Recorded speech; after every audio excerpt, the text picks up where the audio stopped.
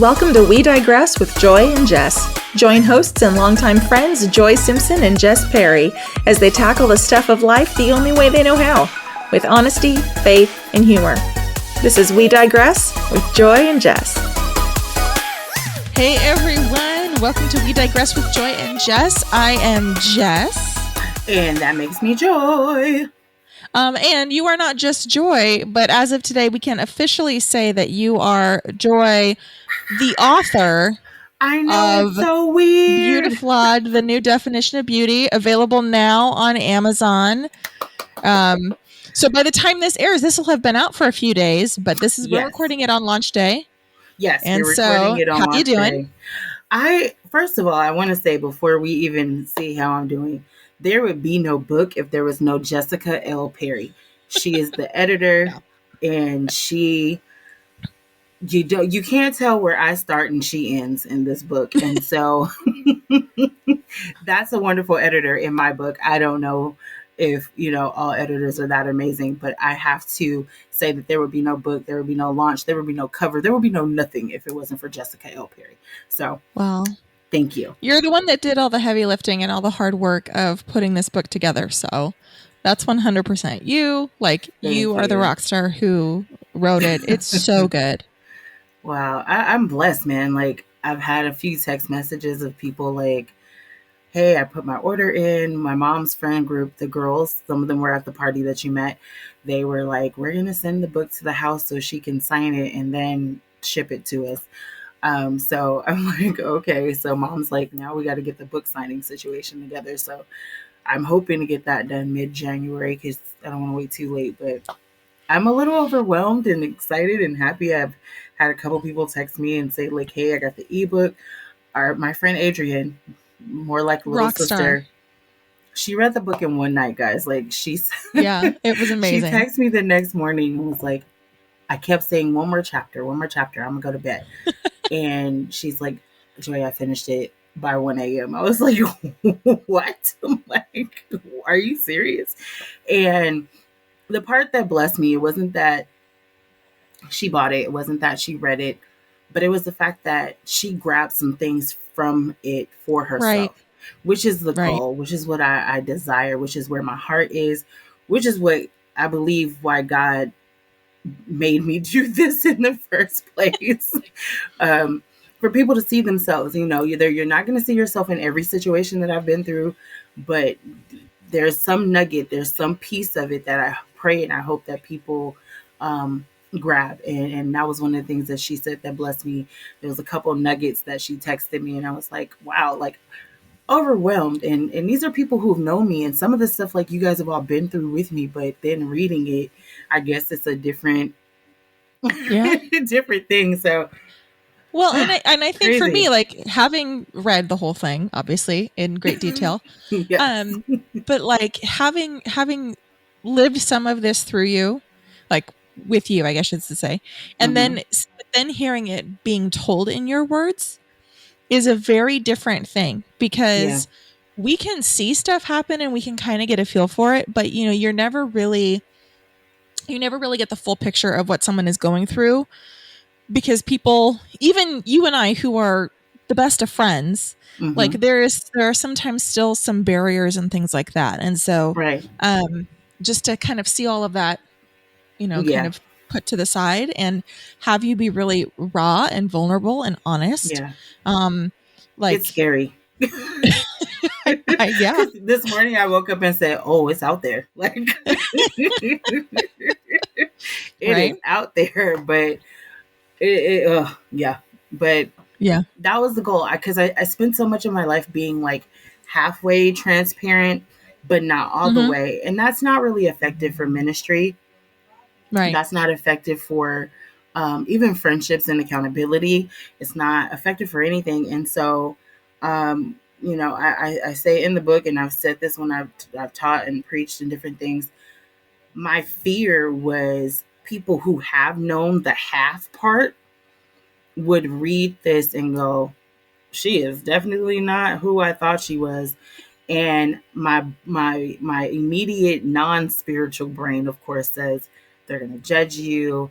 They're going to have some issues with you after this. And that kept me from completing it for a long time because I was really, truly afraid of the backlash. Right. And, you know, like, as you know, when we tried to put it out a couple years ago, there was already backlash before it came out, and it stopped everything in my tracks because I had to go rewrite some stuff and change some things because there were some people who were afraid of our interactions together having a negative spin on their lives. Now, I did not use real names other than my family.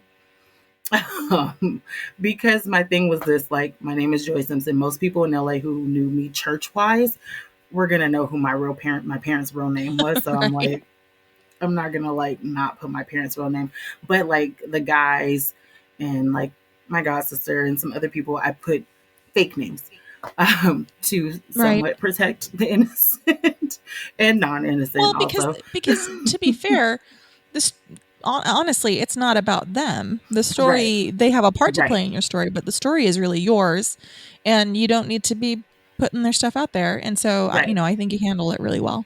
Yeah, that was one of the goals. Like, I remember in the J chapter, one of the things when I first started writing that chapter, even a couple years back, the person I was in a relationship with that chapter's about, they said to me, don't write my story, write your story.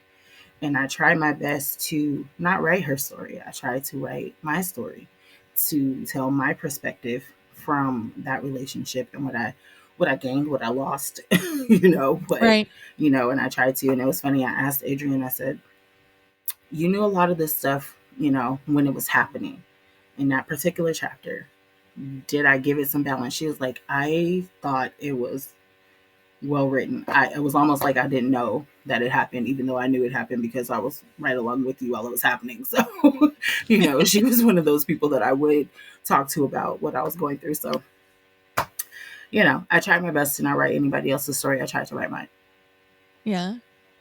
It was, and it's quite a story. Like, it's pretty remarkable, and it's funny. Like, and we mentioned this, I think, on last week's podcast when I promised Scout's Honor that I was going to get the book edited in time, and And she um did.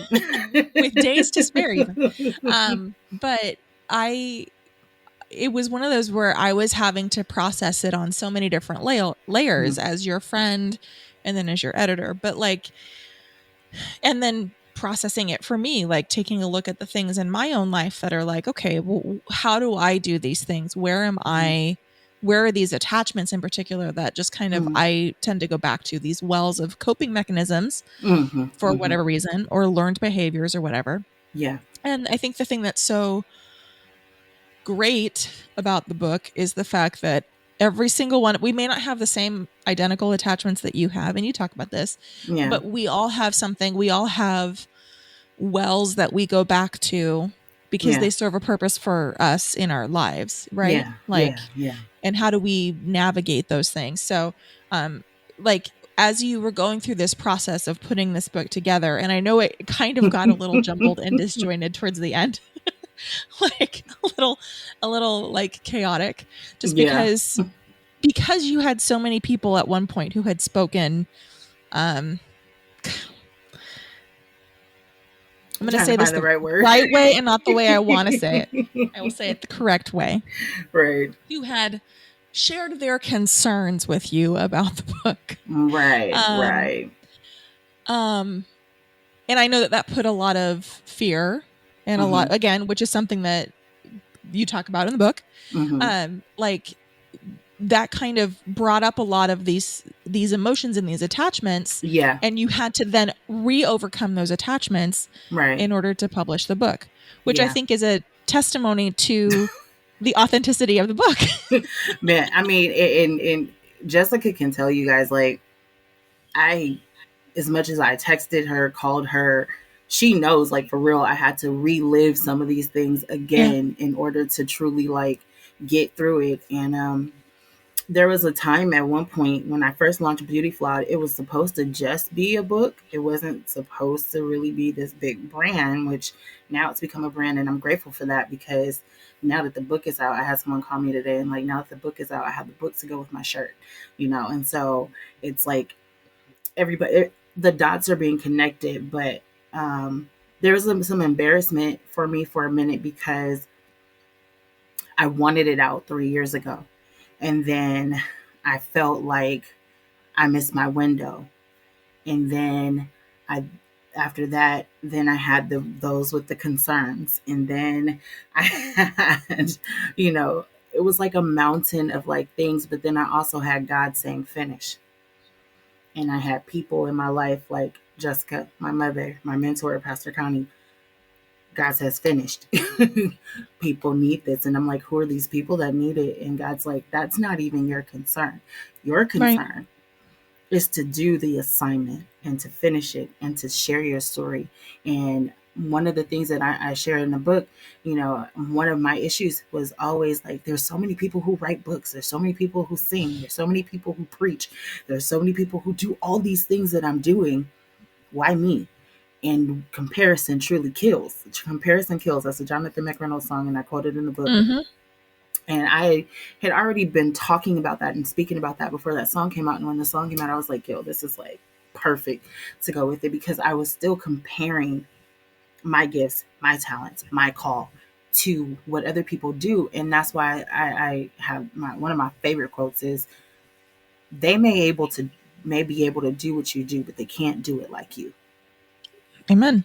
And that's the one of the things that I truly remind myself every time we record a show, every time I have the opportunity to talk to people, every time I sing, every time I, do a video for Beautiflawed or any of the things, I'm like, I'm not like all the other people. I'm not the popular influencer, but I am me. I'm Joy, and that is okay to be Joy. Like, I'm cool with that. Right. So I'm silly. I do little quirky moves. I finger point dance. That's who I am. And it used to bug me that people made fun of me about it, but it is what it is. I am who I am. And that's the great thing about me. And that's who God created me to be. And that's a blessing.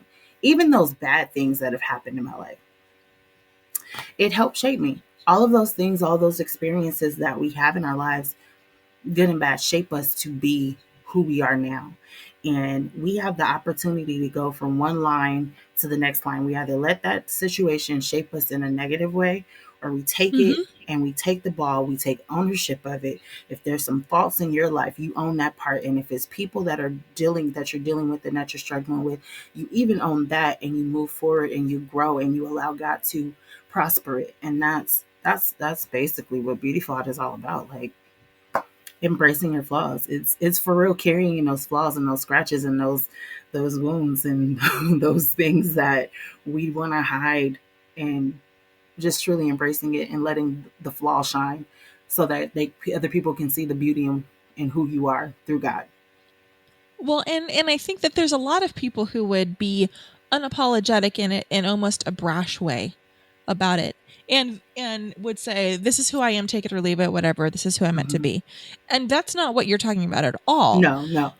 Like your flaws and the things that are broken, and you talk about this, and it's the cover of the book, and it's all of these things, as God comes in and he makes beautiful things out of the broken things. Yeah. It is healing the broken things so that they are then beautiful. And it's the doing the heavy work, when it is heavy work, right, of healing and of processing and of being put back together again, right. Humpty Dumpty styles, right? Right. Like, and all of that starts with a decision. Right.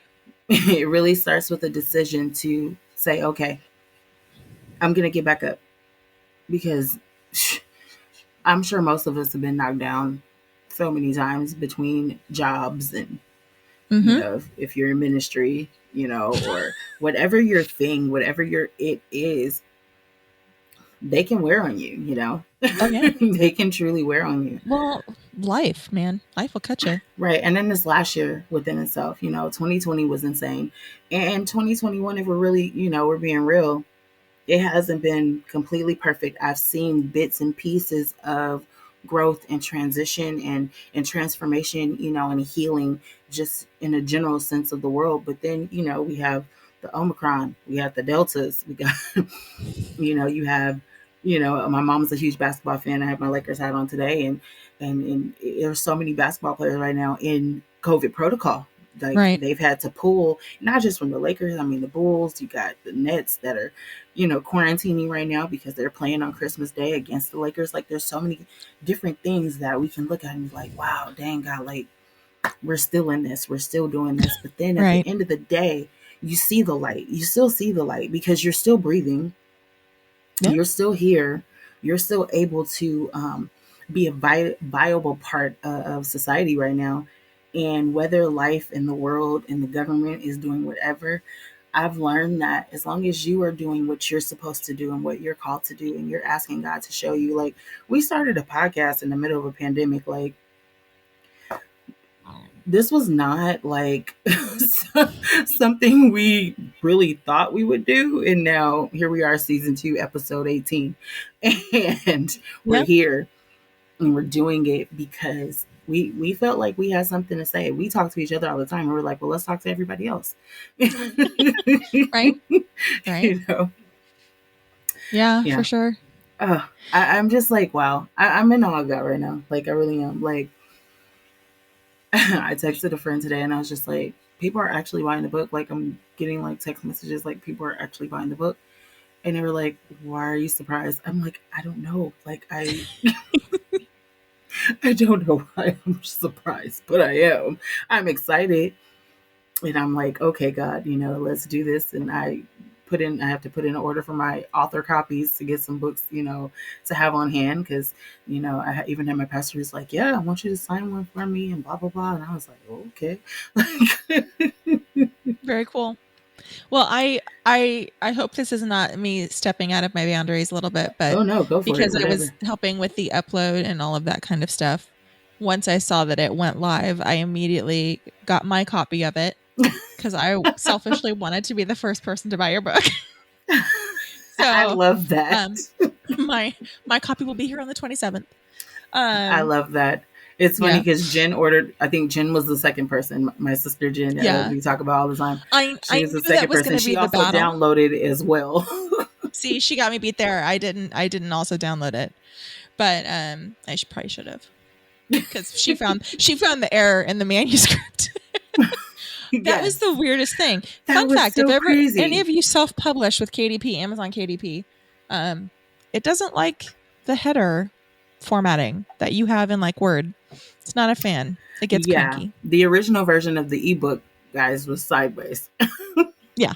So I'm not sure what that was all about. Everything I think she said at the table of contents. Yeah, it previewed beautifully and the first page was fine, but then anytime there was that header, because the second version that I uploaded, I like fixed all that, but then like the chapter headings were sideways. That is really interesting.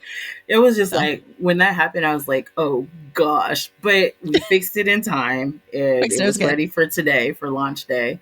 And wow, I am just really in awe of the amazement of God. And I don't want to sound like narcissistic anyway, but I'm proud of myself. Like you should be. That's a huge accomplishment. Nervous as I can be a little bit about like people. My mom's like, I can't wait to read it. I'm like, oh, you can wait. Like, wait a little bit. No, I'm just like, Mama doesn't have anything to worry about. No, I mean, I try my best not to make anyone, even the things that were done to me that were wrong, I try not to make anyone look like a villain. I do hope my dad is okay, because there are some things that are in there, and I told my mom, and she was like, uh-oh, did you warn him? I was like, I told him that there would be things in there. And then I also talked to my younger sister, my sister Shanice. She is 6 years younger than I am. We have different moms, but we have the same dad. And her story is wrapped in my story. So I got her permission to write about her in the book, because I didn't want her to be surprised. And, and I told her, I was like, it's nothing against your mother. and it's nothing against you. This was really just about me and dad's relationship. Like, that's what this was about. So she was like, I totally understand you. She was like, it is what it is, it's what happened. That's how I got here. Yeah. So. Well, and she's in the story, she's a kid, Yeah. She's little because she didn't know. It's not her Yeah. fault. Nothing wrong with her. No. And as an adult, I've had to tell her that because, right. She has felt, I think in the past, like I blamed her, Yeah. and I explained to her for a while, it wasn't even you that I blamed. I low key blamed your mom, but because her mom knew, in the situation that my parents were married. But at the same time, I'll say my nephew just turned 8 Saturday. On his first birthday was the first time I had seen her mother since I was a kid. And as an adult, we had a conversation because at that point I was grown. I was in my 30s at that point. And we had a talk, and she kind of in a way repented about her part in the situation. And we just had a really cool conversation, and we've been cool ever since. We don't have any ill will. Like, I see her when because I see my sister and I see my nephew. We don't have any issues, and she's supportive also of me. Like, my sister will tell me, like, oh, my mom wanted to see, like, when I've been in the hospital and different things like that. Her mom checks on me and see how I'm doing. One of the things that I wish that I see a lot of parents doing now is better co-parenting. I think that though my sister and I are growing in our relationship, it's been hard because we didn't really get to know each other until we were grown, pretty much, like consciously knowing each other and being friends and sharing with each other and things like the things that you do with a sister. You know what I'm saying? We didn't do that until, pretty much right before my nephew came, and there would be sisterly things that I would do before that she didn't get because she was like, you just swooping in and trying to be a big sister, for instance, and she won't have an issue with this. Like, she was in a relationship that I didn't like. Now, first of all, I'm that person that Jessica could tell you, I will grill anybody's boyfriend, husband, whatever, because I don't trust people with my friends and my family. Like, I need to know who you are, where you're from. Okay. I met her boyfriend at the time, who eventually became her husband, now ex-husband. And I was like, look, I see this, and this. And unfortunately, because our relationship was not solid, she wasn't really hearing me. Like, she was happy she had a big sister, and she was happy she would see her big sister on occasion. But me trying to be the, hey, get him out of here. Like, she wasn't, really feeling that. And we had a conversation later on, because we went on vacation together in June. That was like our first like real vacation other than going to, like, we'll go see my dad together and things like that. But we were like in Vegas having fun with my nephew, and then went to my cousin's wedding and things like that. So that was the first time we really did something like that. And then ever since then, my dad's like, let's plan a family vacation every year. Like, we've never done that thing. That's not my mom's side. That's what we do. Me and my mom take adventures. We travel, we do whatever. But my dad, we didn't do that. So that was his first time. So my sister and I, we had this talk, and she was just like, I know now that you were trying to protect me and that you were like being a big sister. But at the time, I was just like, what, because we didn't have that relationship. So I said all of that to say, I look at how co-parenting works these days, and TikTok shows me a lot of that. I don't know why I get a lot of co-parenting TikToks on my FYP, but I do. Right. Randomly. But I see these amazing families that the ex-wife and the ex-husband and the new wife and the new husband are all like friends, and they like help take care of the children together. Like, that's what co-parenting should be. Growing up, even in people I went to school with who had divorced parents, co-parenting was not like that. No. And so there was a disservice done to us by my father, who was the parent, did not make sure that we had a cohesive relationship growing up. So we both grew up as only children.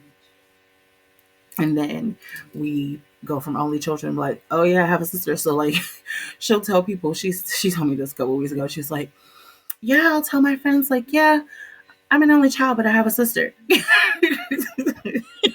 Yeah. Yeah. And I was like, well, yeah, Yeah. true. That's true. You do. And I'm like, yeah, I'm an only child, but I have a younger sister. Because people who know me for a long time and then they see I have a sister, they're like, what? Because I grew up with play sisters in church and god sisters and things like that, but nobody really knew I had a blood sister. And when I would tell people that, they were like, from where? Like, where did you get a sister from? And I'm like, you she's forget. younger than me. Yeah, and she was at the party, and I was really glad because she got to see. She always tells people, "My sister's famous," and I'm like, "I am not famous." Like all the time. Like I've been with her, and she's been on the phone. She'll be like, "Yeah, my sister's famous." I'm like, "I need to stop telling people that I'm not famous." And then, and then we'll have conversations, and I'll be like, "Oh yeah, when I was saying background for blah blah blah, you did what?" Like, and she just. Yeah. She's You like to like, drop this is those like just super normal. cash, just like, And she's oh, like, I it's sang so at normal Carnegie for Hall. Like, what you. the what? Yeah.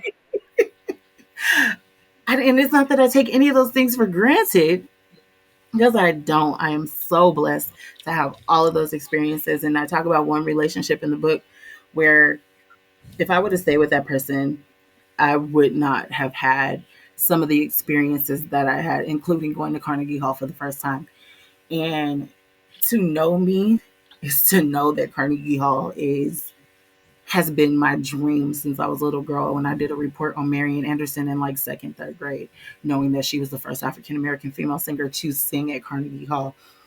And she did classical. And that was a big thing. That was representation. We always talk about in society now, like representation matters, and it does. And for me as a little girl seeing that, I'm like, wow, she was Black. Like she did that, or seeing Audra McDonald in Ragtime for the first time. Like, oh, I can do musical theater. Like, Mm-hmm. and for him to want me to put that dream on hold because of multiple reasons, I should have had the biggest red flag in the world, because anybody that's going to be in a relationship with me who knows my dreams and knows my desires would never want me to put my dream on hold to take care of them. Like ever. And Yeah. that was One of the things that like, and this was a recurring theme kind of for you for a while. Mm-hmm. And I have seen this play out with so many other people, and I saw it play out in my own life for a while. Mm-hmm. Before I met John, is just this. I think there's a fear of being alone, Mm-hmm. and so there is a willingness to accept less than we are worth. Yeah. Yeah. Yeah, and to dismiss the red flags because this might be my only chance or my last chance. Oh yeah. Every yeah. relationship or situationship I was in, it was because I was like, this will be all I can get. This will be, I don't want to let this go, because what if I never get it again? But right. I wasn't always being authentically myself either, because what was going to happen when I got sick? What was going to happen when I had a bad fibromyalgia day and I can't get out of bed? Because those days happen, Yeah. But so many women that I've seen in my life do that same exact thing. Like, we're not alone in that situation. Like, Oh, yeah. I'm so glad that God brought John into your life, but I did it. I mean, it's in the book. Like I did it so many times. It's terrible. I didn't even write about all the times. Like, honestly, I could do a whole book on just that. Well, Auntie Connie's asking for book 2, so. I know. I'm like, oh, Jesus, let me breathe. Because I was honestly praying last night, like, what the heck would a second book be about anyway? Yeah. I don't know. That could be a whole book within itself, truthfully. Right. Well, and I think it makes sense. Like, mm-hmm. when you are confronted with the thing that you don't want most in the world, Right. And you have to sit there and go, which is really worse? And that was the question. So I dated a guy before John, and he was not the right fit for me. He was just not a good fit in a lot of ways. He was great on paper, not so great in person. And it was one of those things where, and I think we would find this a lot with relationships where, like, there's not really one thing that you can say this is all that egregious, but it's when you start putting a bunch of things together, and then there's something that they do and you just go, you know, you don't want me to go to Carnegie Hall so I can stay and take care of you, even though this is the thing I've worked my entire life to achieve. And you're not even going to look to try and find other solutions because this is a problem. It starts to go, I think they're so, as women in particular, we are so good at dismissing red flags because either we don't want to believe the worst about the person we're with, or we're afraid that we deserve that's what we deserve, or that's what relationships are supposed to be like, or we're willing to put up with it because it means that we're not by ourselves. Right. I mean, and then you have, like you said, the opposite of you'll get with someone who does do or is the person or will do and go the extra mile for you, and you're completely flabbergasted because you've never experienced that before. Right. I was scrolling TikTok last night and a woman was talking about that very thing. It was one of those things like, what is the one situation that showed you that you're worth it? And it was a duet, one of those duet videos, and or a stitch or whatever. And the woman was saying that she was dating someone. They live in Vegas. His oldest child lived in Los Angeles. His flight was delayed or something, and she had made plans for a date to go to like an R&B night or something like that. Because his flight got canceled, he not only went to see his oldest child and went to his other child's birthday party, but he drove from LA, no sleep, back to Vegas in time to go on this date. And when she asked him why, he said, because we made plans and I needed you to know that you were important enough for me to make sure that I took care of not only my responsibilities, but I came through for you. And she said it was in that moment that she realized her worth. Right. She realized that she had been accepting crap from everybody else, or the bare minimum from everyone else, because she had never experienced it. And one of the things that, and I guess I might as well just say it, I did not know a real relationship until I got into a relationship with a woman. And though that's not my lifestyle, though I'm not in that anymore, it showed me that it's possible to have the best relationship. It's possible for someone to love you unconditionally. It is possible for someone to accept your flaws, your illnesses, your weight, all of those things that you're worried about that someone won't love you for. There is somebody there that will. It's what we're willing to accept, because it's no longer about the person. Because when you're in something, guys roll over us because we accept it. We accept excuses. We accept cancellations. We accept late night calls. We accept the "Are you ups?" We accept it. Right. We accept the "What are you doing?" Randomly. We accept the ghosting and then hitting you up within a month later or 3 weeks later, or right. And right. I told Jessica a few weeks ago, when after the party and we had announced that the book was coming out on December 20th, I had 2 guys that I was in situationships with, because they were not real relationships. To be real, that I was in situationships with. And one of them was like, so am I in this book? And I said, actually, yes, you are. And he said, okay. I said, don't worry. I don't make you look too bad. And I didn't use your name. Don't worry about it. He then apologized for how he treated me at that time. And he apologized for not being a better man. And it wasn't until he's now married with his own children, little girls at that, that he understands the weight of the damage that he's done to not just me, but other women that he's messed around with. And he said, you did not deserve what I did to you. You didn't deserve it. And I'm sorry. And I said, it's okay. I accept your apology. I've let it go. I appreciate that you apologize. And I appreciate that you won't do to your wife and to your girls, or you won't even allow what you did to me to happen to your girls. And, we talked a little bit after that, and I said, it's going to be fine, you know, but I appreciate you. Then I had another person hit me up who was also a situationship situation. And he was like, first of all, wait, I forgot it was your birthday. I'm sorry. And I was like, no problem. Thank you.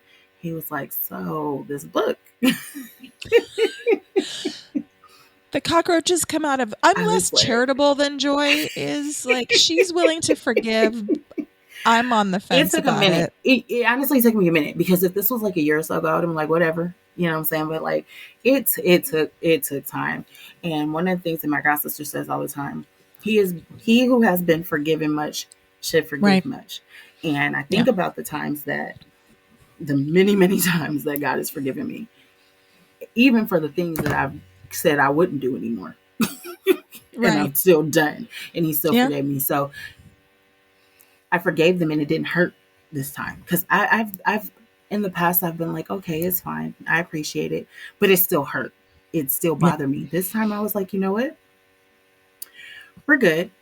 I appreciate your apology. And then the guy with the Carnegie Hall a couple of years ago, he found my Instagram, and he hit me on the Beautiflawed Instagram, and he sent me like this long apology inbox, which is funny because he broke up with me also on the inbox and Facebook, and now he inboxed me on Instagram to apologize. I found it poetic in a way. But anyway, but his number's been blocked on my phone for years, so he couldn't call me. So it's not like, but males he of the inboxed me species and do better. Sorry. Right. Please do better, men. Please do better. Sorry. And I always tell people, I'm like, would you treat your mother, your sister, your children? Because the reality is, a lot of times in this world, I have dated guys with kids, and some of them have daughters. And I'm like, if you knew that your daughter's boyfriend was doing to her what you do to me, how would you feel about it? And I've actually asked the guy this before. He was like, I don't know, but I guess I would try to, tell her that she could do better. I said, and I can do better. I can do better. I can.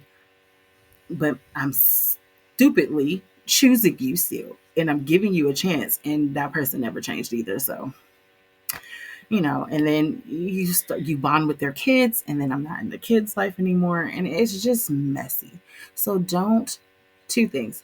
Don't mess around with girls when you're not ready, because some of them will never tell you how much you crushed them, but their heart is breaking in little pieces every time you cancel, every time you don't return a text, every time you choose your boys. And not saying that you can't go hang out with your guys.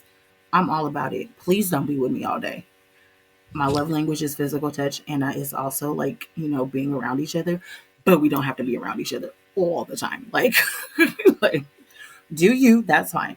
But, don't do it if you're not ready to be there with them fully. I'm at a place where I'm looking to be married at this point. So if you're going to come to me, we need to make sure that that's a clear, concise situation. Like, right. I'm going to be very vocal about what I want, because I didn't used to be that way, which is how I ended up in these situationships. I accepted whatever they were willing to give me.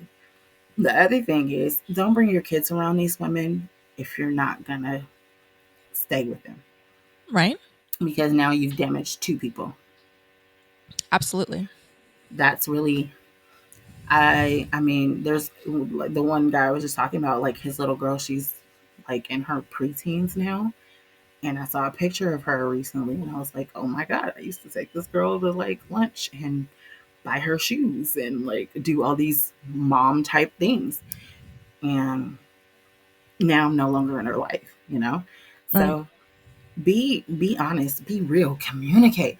That was something else the relationship I was in taught me. It taught me how to communicate. It taught me what I want and what I don't want. And it taught me that. Even the things about myself in relationships that I did that weren't great.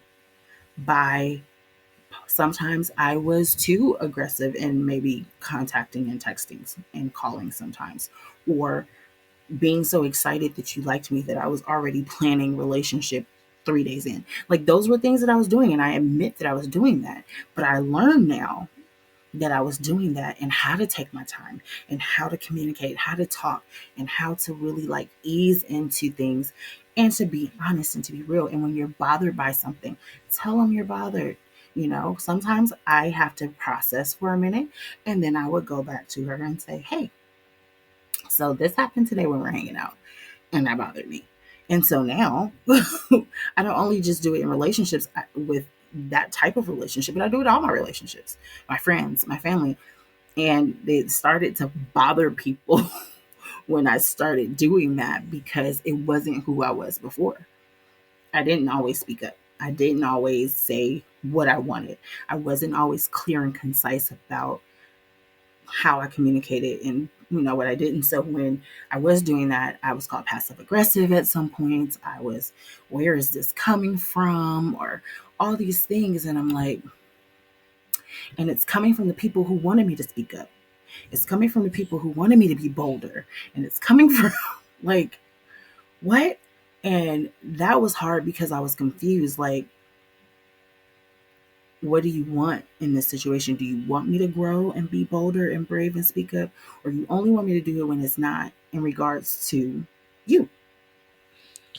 I'm going to go with probably it's a door number 2. And that's what I learned. But I also learned that people had to get used to it because they weren't used to me just being me. I was being versions and pieces of me. And so then I had to learn that that wasn't just on them. It was on me too. Yeah. And I think that's, to me, as I have sat now with your book for a while and just you don't shy away from any of the parts of your story that might not be conventional. And that might be difficult, and you address some trauma in your life that is very difficult. Yeah. And I think people would be surprised to know. And I think it's a good reminder that people are carrying the weight of things that we don't understand or appreciate. We are as a people very eager for people to feel it, move on, right? Like get over it. You shouldn't sit with your trauma. And yet we understand that our trauma affects us in the long term, but we're not okay with it sitting with other people. And I think, that's perfectly said right there. I for me, my respect for you, which was already high. It wasn't like I didn't respect you anyway, but my respect for you and for what you've accomplished and for what you've, how you've moved through those circumstances and not let them be your defining characteristic, but let them refine you. Like my respect just exponentially increased for you because I understand. I know your heart. I've known you for 20 years now. 20 years. And I gained an appreciation for maybe the best way of saying it is the picture is brighter and more fully colored in now. Like the picture of who you are to me is more robust because there are parts of your heart that I knew, but not all the way, or knew, but not really. And seeing God work through you in those sections of who you are is, first off, beautiful because it's a redemption story of what God does, not just in salvation for eternity, but in redemption and renewal in the now, which is great. But then also just to be like, dang girl, you did the thing. You've walked through this. And I don't say this to like falsely pump you up or anything like that. And I know that there's miles to go, but there are with all of us. But if for anybody who is listening this is one of those books that can be, if I'm honest, it can be a tough read at times. It can be a heavy read at times. There are heavy things.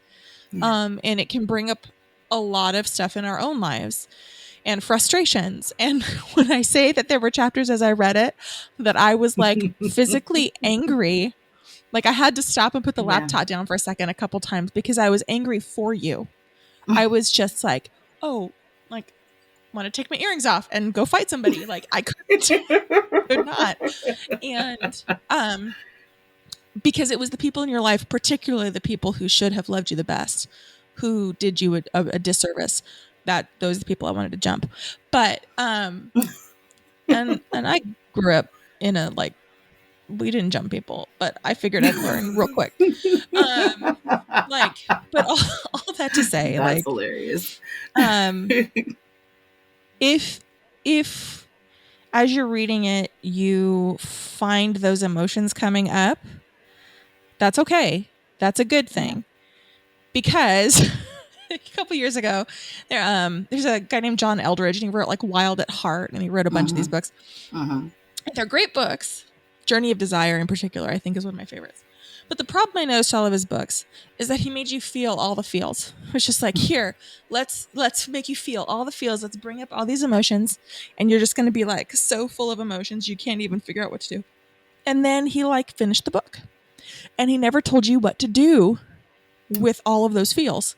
And so then I remember reading Journey of Desire in college and going, yes, oh my God. And I'm crying and I'm like, this is amazing. And then the book is over and I'm like, but what do I do with all this? How do I move forward with this now? Yeah. And your book is not that way. There are very practical things that you talk about especially when we get to the affirmation section of the book, and why that's important, the I am sections, because they directly tie into the things that are broken. And there are ways that we can rewrite the soundtrack of our mind, the soundtrack of our heart, to help us, like, this is so dumb, and I don't believe in mantras. So let me preface this by saying I don't believe in mantras for the sake of mantras. But I watch YouTube, a lot of YouTube. I watch Kara and Nate, who are husband and wife, and they make stupid amounts of money traveling the world, and I really want to figure out how they do that. But they talk about YouTube people make a lot of money anyway. Like, must be nice, man. Subscribe to our YouTube channel, guys. Seriously, John and I are like brainstorming. We're workshopping some ideas, but anyways, I'll not digress on that one. I'll digress later. We'll digress later. But they just did this thing where they like climbed the equivalent heights of like the 29 tallest mountains in the world. It was like this thing. I don't know. But they had, when it got hard, it was horrible weather and they're trying and it's like all this stuff. And they had this like mantra that they would say, which was, I can do hard things, or some kind of mantra that they could repeat that would remind them that hard things are worth doing hard things for. Like some kind of mantra like that. And so then I was watching another YouTuber who was friends with them, and he was having a moment where he was like, I was watching Kara and Nate and they said this, and so I decided that I was going to say it too. And you know what? It helped. I was able to do whatever hard mountain climbing thing they were doing with their soy boy man bun thing going, whatever it was. But like, to me, the man bun part, stuff like that, and particularly because when you talk about the I am statements, it's all about like, I am according to this scripture, right? And so you're using the word of God to reframe your identity, and the power in the word of God, when you're in the circumstance where you don't think you know what the identity is, the word of God comes in and reminds you that I am because God said this. And to me, that's huge. Absolutely huge. When God showed me that, it was the first time. So it was right after the breakup with the guy who wanted me to not go to Carnegie Hall. And I was asked to preach at a youth service, and I felt completely unqualified to be speaking to anyone. I was a broken, shambled of a mess. And if you read the book, you'll hear like my hair was broken out. My face was broken out. I gained like 80 plus pounds. I didn't look like myself for a minute. And I was asked to preach at this youth service. And what happened was she was having like a series of like LA youth ministers come and minister at her youth night every once a month. So it was like my little brother Brandon, he preached like a couple weeks before me and he came to support me. There's another guy who, I don't know if I put him in the book or if he's going to be the next one. He and I became friends through that, but that's a whole nother story for a whole nother day. Like that was a lot. Anyway, but so there were these different ones, and I was kind of like the last one in the conclusion of like this series. And I hadn't spoken in a while before this. And I just didn't know truly. And I was sitting at my dining room table in my living room, and I was like, it wasn't like they had a theme. They didn't, I was just like, what am I going to preach, Jesus? Like, what is this? And he showed me the different attachments and the weights that we were carrying. And I started looking at defining deceit and defying lying and defying fear and defying worry and defying, doubt. And when I preached that day, I actually had pieces of paper and tape and I attached all those things to myself. And I had my brother Brandon, who's a big dude, stand in front of me. And I asked them a question. I said, we are so bound by the things that we carry, whether it's our family stuff, our friends stuff, and our own stuff. And I'm like, can you even see me anymore? I was so covered with all these different attachments taped to me. And then every time I spoke, God changed it, flipped it, expanded it some more. But then at the end of the sermon, I remember saying, as I was taking off lying, I am blah, blah, blah because of blah, blah, blah. And I took off all these different pieces. And that's when I started healing from that relationship through what God showed me to preach to them. I was preaching to myself and I was healed that night from that, at least. And that's kind of where Beautiflawed kind of began, really. Because after that, whenever I was asked to speak somewhere, it was always a similar, like, it was a young ladies conference, and the lady was like, oh, I want to talk about like imperfectly perfect. And she knew about what I had spoken before. She was like, that can be like a similar theme.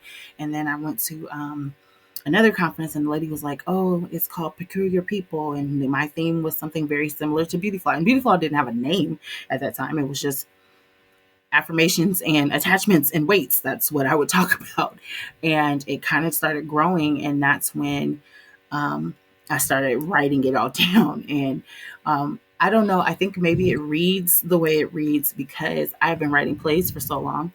And also when I preach, I'm very animated because after a while, the attachment piece of any sermon, if I was doing that particular sermon, it's not the only thing I preach, guys. I promise. I can teach other things, but this was the thing.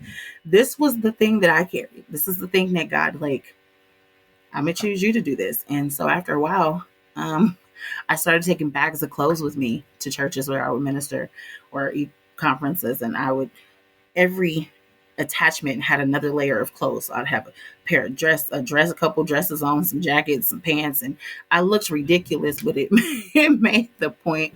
I have wiped off makeup in the middle of a sermon to show like you don't need all of that to be who you are. Because for a long time I wasn't okay with myself without makeup on. Like I wouldn't even go to the grocery store without makeup on. Like I was like, I'm only pretty. Guilty of that. I'm only pretty with makeup on. So, I think I wrote it in a way that combined how I teach, how I preach, and how I write when I'm writing a play. And so, though these people are real, it was still writing as if it was characters because I wanted to make sure that it was relatable to people. I know your story won't be exactly like mine, but my prayer, like I said at the beginning, is that you find something in the book that you identify with so that you can heal from that too. I think that there's something for everybody. I don't think it's just for women. I think it's for men too, because men deal with things that they don't often talk about. And they deal with attachments that we don't even realize. And we as women often put weights on men that we don't realize we're doing by generalizing them and by saying that they have to be one type of a person, or, if you're a minister, you have to be this type of person. And, and they carry things that they don't talk about. And so it's for young, it's for old, it's for girl, it's for boy, it's for man, it's for woman. I am just like, wow, this is happening. That's where I'm at right now. Like, this is blowing my mind right now, and I feel like I'm talking way too much. No. No, you're good. It's a podcast. You're supposed to talk. I said this at your party. You're also the co-host. I said this at your party, and I will say it again. This is a book that,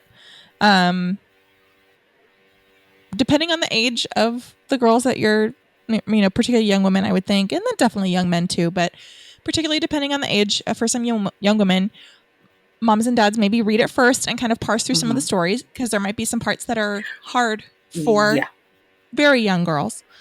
But true.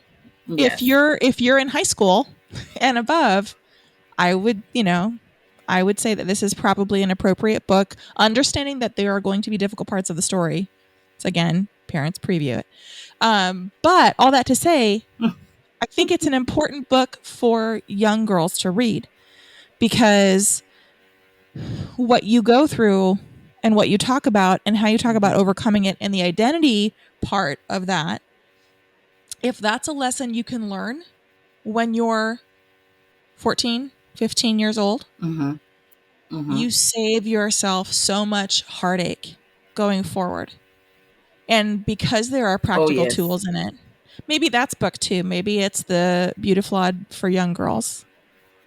Maybe that's what it is. And it's funny because like all of this started because I wanted to help young girls. I don't want you to go through the types of situations that I had to go through in order to really, truly recognize my worth.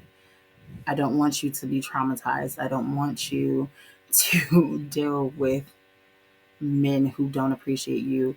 I don't want you to even take toxic situations from your parents even. I want you to learn how to be brave enough to have the conversations with the people you need to have conversations with. I want you to be brave enough to talk out your story, even if you've already experienced trauma. I want you to be brave enough to talk to someone. If you're not ready to talk to them, especially if you're young, high school, young adult, if you're not ready to talk to your family about it yet, find someone who you can talk to, because I promise you, once you start talking about it, that's when you start healing from it.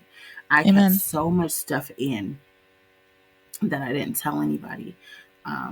There was a part in the book where I discussed being raped and how for the longest I didn't even think that I was, because I put myself in this situation. So to me, for a while, I was like, maybe it wasn't that. Maybe it was just regular situation that I just thought was aggressive. And then when I realized that wasn't the accurate depiction of what I went through, then I had to heal from that, because I was already shattered from it, but I wasn't healed from it. And it didn't help that I saw the person often at that time. And the way the story came out through him was a completely different story. And so nobody knew my side. There was a part where someone found out about it and the other relationship was exposed, and they told me to get my secret life together. But I realized she was talking about him, and it wasn't what she thought, but I didn't say anything because I was beating myself up for being wrong and lying to people for so long. And so once I started talking is when I started healing, because that's truly the first step. And it wasn't just that. I mean, everything. I kept so much stuff in. My feelings about my parents' divorce, my feelings even about my weight, about my fibromyalgia, about the addictions that I've had in my life, about all these things. I've kept them so hidden because I had to be perfect. I was Joy. I had to be um, the good Christian girl. I had to be the girl who was called to ministry young and has been doing great things all her life. And I had to be that person. At least that's what I thought. So I thought that if you really knew the things that were going on in the dark, then you wouldn't respect me as the minister. You wouldn't respect me as the girl who does great things. You wouldn't respect the call on my life because it was a lot of dirt going on. And she was right. Yeah, I needed to get my secret life together, but there are some broken pieces that nobody knew about. And I'm so glad that I am done healing from those things, because there's such a freedom and such a joy. Like, I would not have been able to talk to y'all about this at all. Like, even saying the word rape was hard for me. Like, that was hard. But I'm so thankful to God, not for the fact that that happened, but now that someone else who's been sexually assaulted, they can understand it's not your fault. Even if you went with them, even if you put yourself in this situation, it's still not your fault. And if you don't talk about it, it's gonna keep eating at you. I'm so excited that I'm done with that. Because that broke me for so long. It really did. And then you start making other decisions based on your brokenness. You start making other bad choices based on your brokenness. Yeah, it snowballs. I actually had a Bible when I was young. Actually, it's sitting on my bookshelf right now. It's called the Truth Quest Bible. It was a Bible that our youth pastor used to use all the time. So we tried to get the Bible that he would preach from, so that we had it. But it was one of those Bibles that always has like extra stories and lessons on the outside of it. And it talked about snowballing, and I'll never forget it. Like, I was like 14 when we first learned it. And it was talking about how one little thing, like a snowball, starts as like a fleck of snow, right? And you keep rolling it and rolling it. You can't build a snowman with like a little fleck of snow. So you have to like keep rolling and rolling and rolling until it becomes massive. And that happens in our lives when we try to, like, whether it's a good thing or a bad thing, good thing, podcast. It started as a little tiny thing, and we're growing it, and we're, getting there, and people are listening. People are excited to meet Jessica. I've had people hit me up and like, I can't wait to meet Jess. And I'm like, she'll be at the party. It was great, like, and literally 2 people, I'm not lying, this is no joke. 2 people were like, one was Miss Veronica, who listens to us all the time, and also Terica, who is the sister of the girl who did my desserts. She was like, oh, wow, that's Jess, when she saw you at the party. And she was like, that's Jessica. And I'm like, yeah, that's her. So, oh my gosh, it started as a snowflake, and it rolls. But the same thing happens with the negative things in our life. It starts as a snowflake, and then it keeps building and building. When you lie, you have to keep building the lie on top of the lie, on top of the lie, on top of the lie. And eventually it does look like a snowman, but the snowman was built out of a whole bunch of lies. Right? Definitely snowballs. Snowballs are not always a good thing, guys. No. Do you want to build a snowman? Which Jessica sent me the cutest video. So cute. Jessica sent me this really cute, as we digress real quick, video of this cute little raspy little girl singing Frosty the Snowman as a duet on TikTok with the Pentatonics. And it is the cutest thing. My ovaries exploded. And she was, seriously. I've been in baby like mode because I saw my niece / goddaughter yesterday, and then one of our other members of our church just had a newborn.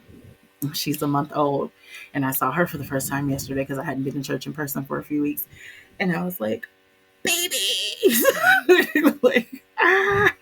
And Amora, honey, she is, you guys have heard me talk about Amora before, but Amora is growing into this character of, I don't even know. She is so funny. If you go to my regular like Facebook page, it's just Joy Simpson, and you'll see these pictures. First of all, she loves Snapchat pictures because she likes filters, and she likes like the crowns and when they put lipstick on you and all these other things. And she's like sitting at the camera, like blowing kisses, going, and and then she told me, she said, She said, "Got mommy joy." I said, "Yes, baby." She said, "Take your mask down for just a second. I need to see your face." And I'm like, "Okay." So I took my mask down for a little bit. She goes, "There it is. Hi, got mommy joy." I said, "Well, hi, big girl. I love you." Oh my gosh. Made my day. So I'm all like baby love right now. And We her and the boys are out for 3 weeks, so I'm trying to like get together with their mom so I can hang out with all three of them because she has two older brothers who I also love very much. right. Too cute. Oh my gosh. Too cute. Yeah, I feel you on that. Like, so my brother and sister-in-law are expecting, and we're very excited. Yes. We are so excited. But this is going to air the day before Christmas, but they won't hear it yet, so it's Yes, on fine. Christmas I'm Eve. sure. We went to Carter's. There's a Carter's outlet right across the street from where we're living. Oh, And Carter's is so much fun. You went baby problematic. crazy. Like, I signed up for their little e-club because I'm like, I know I'm going to be in here. I might as well get the points and the $10 Oh, yeah. off coupons. And they have the most cutest kid baby appropriate, because my issue right now, people are making their babies look too grown. So Carter's has like Right. the best like baby appropriate toddler stuff, and they always have great sales. Like I get Carter's coupons. I'm not ashamed of it. Well, They and this is always the have good outlet, sales, but a Carter's thankfully. outlet, OMG.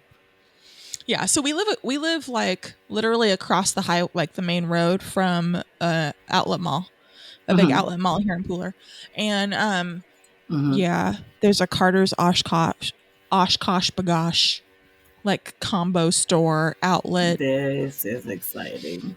So yeah, gonna be problematic. This sounds But exciting. it's very exciting. What were you talking about? How I did we love get on it. this? Baby About the great. cute snowballs. That's how it was. Snowballs, Olaf. Yes. No, yeah, you want to build a snowman, and then Yeah. I talked about the TikTok with the cute little raspy baby. You should find the TikTok with the raspy baby. Oh my gosh, she's adorable. Adorable. And it's funny because I actually followed them on TikTok, but I hadn't seen that one.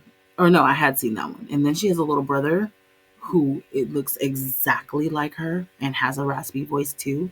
And I'm like, these are the cutest babies I've ever seen in my entire life. Like, so they're the perfect looking babies. They have like green eyes and like, oh man, they are like so cute. Babies. Oh man. Although it was funny, Andrea told me yesterday, she said, I need somebody to have a baby because I'm ready. I said, here's the thing. I need you to ask the Lord to just go ahead and send me a husband so I can have one before I'm over having children, because I'm now 40. Amen and amen.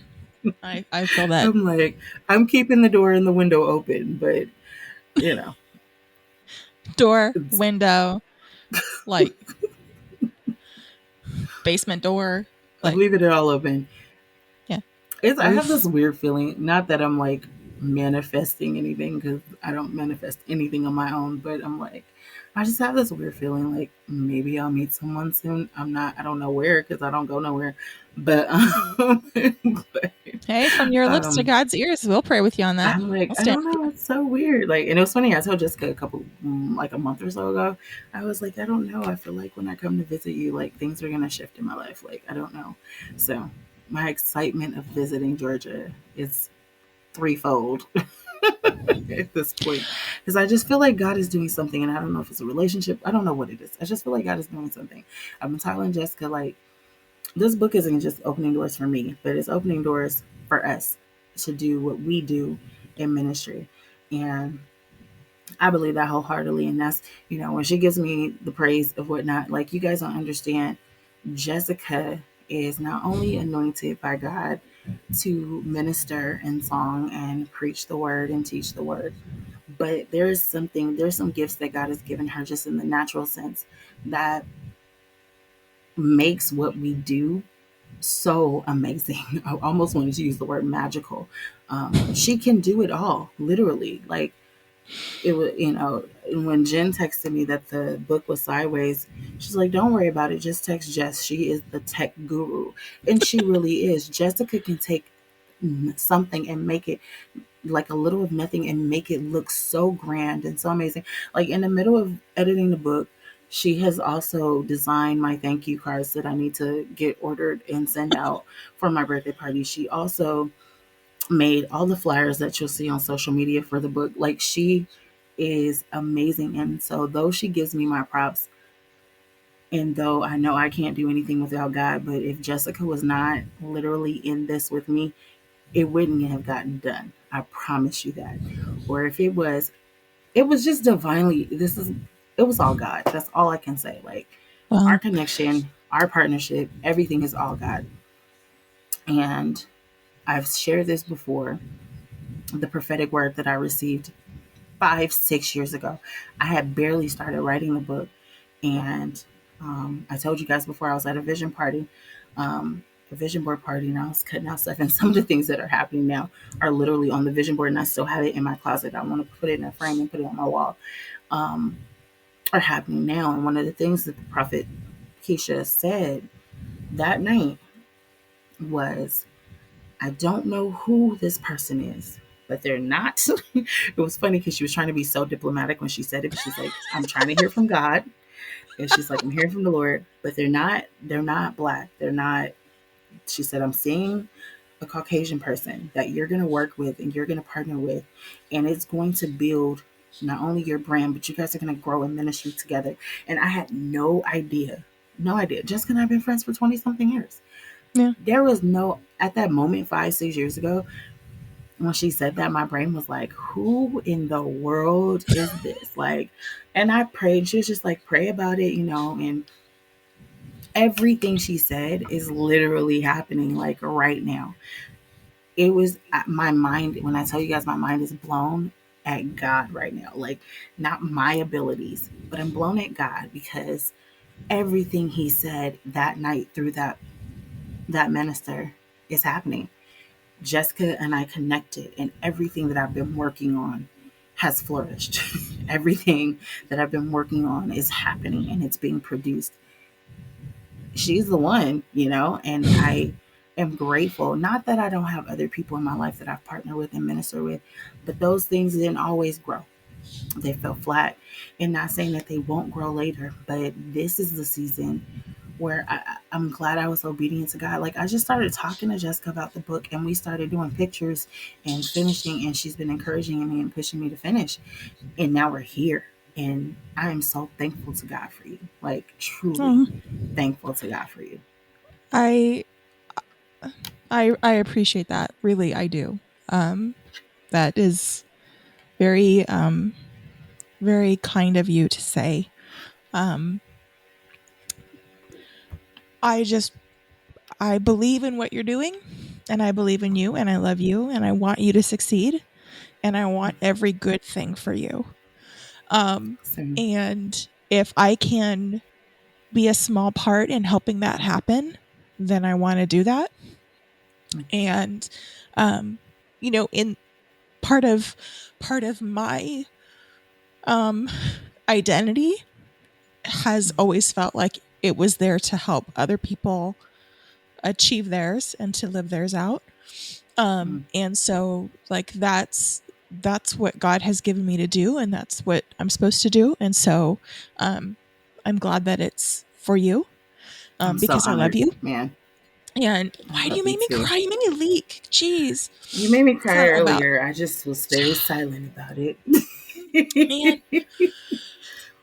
But I just really no, believe in, I believe I'm in just us, and really I proud of believe in the you. God power. Amen. I'm proud That's of you. all. I'm proud of you. You, Well, thank you. first of all, I know sometimes you don't think like your faith is as strong as you want it to be, but you moved to Georgia on faith, still in a pandemic, not knowing what was going to be in store, not still, knowing even now, if your job is going to continue after the time they said, not Yeah. knowing so many things. If that's not a leap of faith, I don't know what is. And I said that to say, you were already taking big leaps when we partnered together, because I talk a lot and I have a lot of plans, and you're just like, okay, okay, all right, let's try it. Let's do it. You've been taking the leap bigger than you even thought. I mean, you stepped from California to Georgia. I mean, that's the biggest leap I've ever seen. A leap that I've not taken yet. Like, that's not, Notice she I've said left yet. I'm still before. working on her. I've I've I've I've moved away or gone away or shied away from things because I was running from things. You have taken a leap because you're like, God, I'm trusting you to open the doors that are necessary for me to be who you called me to be. And I want to do that. And I want to live my life out loud so that I can teach others how to live their life out loud. I want to minister. Amen. I want to help ministries grow. I want to be it's so funny. I was looking at a church service earlier today, just a clip of something. And I closed my eyes for a second and I literally saw you on that literal stage. And it wasn't because it's going to be in that place that I saw, but I saw you and I know we were talking about before, like, not saying we're starting a church, you guys. I'm not saying that at all. But that's what the situation is that I saw. And I was like, Lord, what is this? And it's funny because we have talked about, you know, it may just start with the conference and we'll give you guys way more information on that, but it's coming soon and I'm excited. Now the book is out. We got to get through Christmas. I promised that I would get through Christmas before I started bugging her about getting the conference finished. It's like just a week. I should like 10 days. Give me 10 days. Do you guys see what she has to do with? Because I'm constantly on go mode. For those of you listening, I just took a sip of my apple juice and I almost spewed it out of my mouth. I'm constantly on go mode. And like my mom said in, I think, the first Holy Spirit episode is that, you know, the balance for us is great because you're the one who can say, okay, let's slow down. Let's wait. Let's pray. Let's look at this. Let's look at that. That's a wonderful thing to have in a partnership, especially when you're working with me. I'm crazy. So I have crazy ideas that will probably cost a lot of money that we don't have. But then I'm like, but God, you know, I see this. And Jessica's like, okay. We know, and it's so funny because most of the time I am the pusher. I am in many of my relationships, like I am the one that's like, all right, let's go. Chop, chop, chop. And then I met my match. That's true. Right? We've been like this all along, even before we worked in ministry. Like, 20 years. You know, when we were roommates in college, there were things Jessica did that she did not think she would do, but because I was like, let's try it. Let's do this. Let's go there. Let's get a coffee bar in our dorm room. Like, we spend a lot of money at Starbucks. Let's get a coffee bar in our room. To be fair, that was not as successful as we had wanted it to be because we still went to it was not because it was across the street from the school. Like, what? Too. And we it was were a always social hyped thing. up on it. It was because we have some long lasting friends that we would take those walks across the street to. Right. Between there and Del Taco, we spent a lot of time. Yes. And like, I used to be able to handle caffeine. You know, at midnight, I could get a venti upside down double blended caramel frappuccino. Because that was our order. And then go to sleep. And let's just say not so much anymore. This is why this is like not coffee or tea or anything. This is juice. This is apple juice. I promise. I know it's funny. I can still drink a cup of coffee and go to sleep. But it's just because it keeps my apple honestly juice just a really cold. great cup. The cup makes everything stay cold or stay hot. It's amazing. It's kind of like an adult sippy cup. Like, I feel like I'm not going to spill. I have 3. They're great. I have 2 purple ones and I have like a rainbow chromey colored one. Yes. That you put that's also good for sparkling beverages. Yes. Well, and you gave me these. Right? Yes. I did. Brewmate. I was like, hashtag not sponsored, but we will. But if you want to. We will if you would like to. Yes.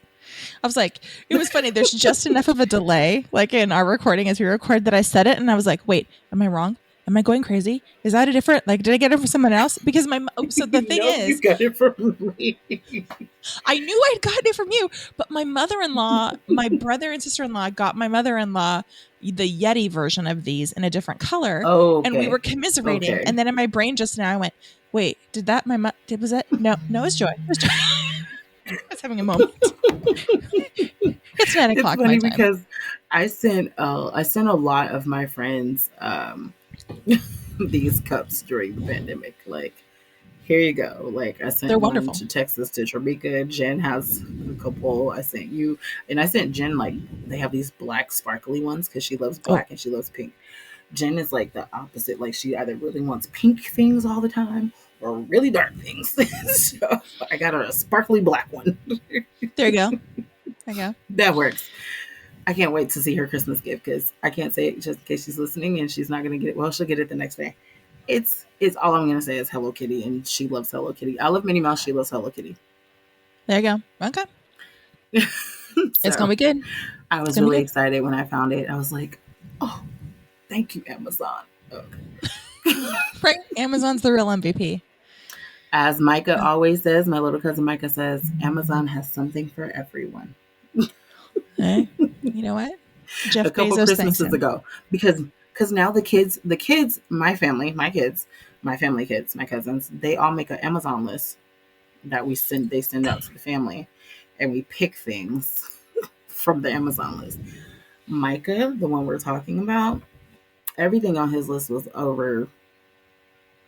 I think the cheapest thing was $28. So, but everything else, he had maybe only like 6-7 things on his list, but they were all like $229, $179, 70 something dollars. I was like, bro, like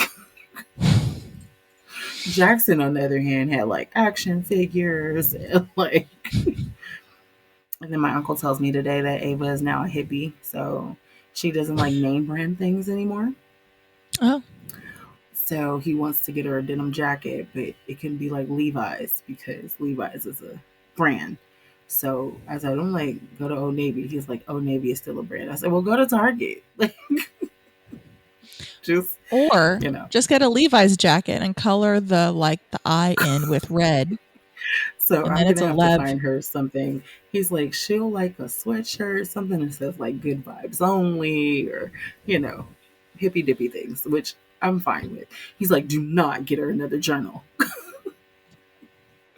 She has 1,000 journals. Do not get her another journal. I was like, all right. This conversation happened right before the podcast recorded, so I was laughing very hard. And then I was running late because I was like, I have to go now. And then my boss called. I'm like, I'm on vacation. I am done with this. Leave me alone. Do not want. But it was actually a good reason he called. I have to go pick up something from the office tomorrow. But I was like, but yeah. Anyway, we have gone on a whole digression, but it's nice. It's good. It's happy holidays. We hadn't had any. We figured might as well end on a digression. we were so might good. Might as well end on a digression. We were very focused today. Good job, us. Go team. But I'm proud of us always. Go team. We didn't do that together. Delayed high five. 1, 2, 3. No, 1, 2, 3. Yeah. Dork. We are dorks. That's how that works. We definitely are. You guys should see our text messenger situation. It's quite great. Yeah. No cool points there. Although we did figure out how Messenger to do the thing about the emojis, and we now have the taco fun emojis. Mm-hmm. Every time, what is it when we say yes? We go yes. Yes, with 5 S's. Tacos, and we love tacos. Mm-hmm. We love tacos. Tacos are God's perfect food. We also like margaritas. Pray for us. We're not perfect people. And that's the whole point of Beautiflawed. You can be who you are. It's okay. There was a time, honestly, as a minister, as a preacher, as a teacher, I would not have said anywhere publicly outside for people who may hear me minister say, oh, I'm drinking, because I was taught that you don't do, and though I wouldn't do it with congregants like that, because I know some pastors that do, and I'm not necessarily okay with that. But I mean, this is like your homegirl. But anyway, I was taught that like that was like a taboo thing. But then to me, it's like you're living like a secret situation. Like, so if I went somewhere to preach, and then 2 days later somebody sees me in a restaurant with a glass of wine, they're like, ooh, like, you know what I'm saying? Like, just be honest. Like, it is what it is. Right? We're not perfect people, and that's well. Okay. And I think that when you start adding in an element of hiding things, that is an avenue for the enemy to come in and just like really attack that. Start letting things snowball again. Absolutely. Yeah. Absolutely. That's just we an can open literally door. have a conversation though. Maybe one of the episodes, I think we talked about this before, talking about Christians and drinking and the things that are taboo necessarily for not just preachers and ministers, but Christians in general, because there's a lot of Christians that don't believe that you should partake in any of that. And then there's Christians that believe it. So maybe we'll have a conversation one day about that. Yeah. We'll put it on the list. We'll put it on the list. Get it. Right. Create a new list. Right. New for 22. New for 22. New for 22. I like that. Yeah. Well, girl, I am so proud 22 of you. is coming. It is. It is coming in like a week and change. Yeah. Christmas is Saturday, the next day after you guys hear this. So Merry Christmas. Happy holidays. We did miss Hanukkah. That was a few weeks ago, but you know, Hanukkah to those who celebrate Hanukkah. Thank you. Yes. I missed my latkes this year. I'm sad. I follow a Facebook account called Jewlish. It's like delish, but for Jewish food. Oh. And let me tell you that the stuff that they're posting at Hanukkah, I was so hungry. It looked so good. I was so hungry. I love it. That's great. That's a good note to end on. I was so hungry. Right? Hashtag the third book. Joy and Jess are hungry. We could probably do a cookbook too. We digress. The cookbook. We digress. It's going to be like those annoying recipe blogs where you have to like read their life story until you get the recipe. You're like, just give me the food. I just want to know how to make it. Yeah. Like, I don't need to hear about your 18,000 children. Get the amounts of food. Right? Though I think this week I am making the shrimp and crab egg roll I saw on TikTok. Ooh. Did I send you that one? So you take an egg roll wrapper and you butterfly the shrimp and then put some crab meat in it and then you roll it up and then fry it. So I think I'm going to do that this week while I'm on vacation. Oh, that sounds so good. I just had dinner. John made braised short ribs last night and we had leftovers tonight and they were really good. But that sounds really good. That sounds good. I'm having Chipotle tonight. Our Chipotle is not the same as it is back in California. And I didn't feel like cooking. Really? You know what? Things are very different in different states. Like to me, Raising Cane's tastes better in the South. Oh, well, maybe I'll give it another try because I didn't care for it all that much. Oklahoma, it doesn't taste the same as it does out here. I think we have a Raising Cane. Try it out there and see what it's like. Because I've had it in Oklahoma and I've had it in Texas, and it's much better. I don't know what it is, but out here, I don't like it as much. And I feel like they should have more sauce options, just in general. Yes. But I digress. Yes. Yeah. On that note, proud of you, girl. So excited for you. Pick up your copy of Beautiflawed, the new definition of beauty. It is available on paperback, on hardback, on Kindle ebook. You can get it at beautiflawed.com. You can get it at joysimpson.com. Yes. You can get it on Amazon. Definitely encourage you to go pick up a copy. And then you can find us at joyandjess.com. You can send us a Instagram message. You can send us a voice message. You can send us an email. We have all kinds of ways to get in touch with you. So good. That would be. All right, guys. On that note, have a very, very Merry Christmas. We love you. And we'll catch you next time.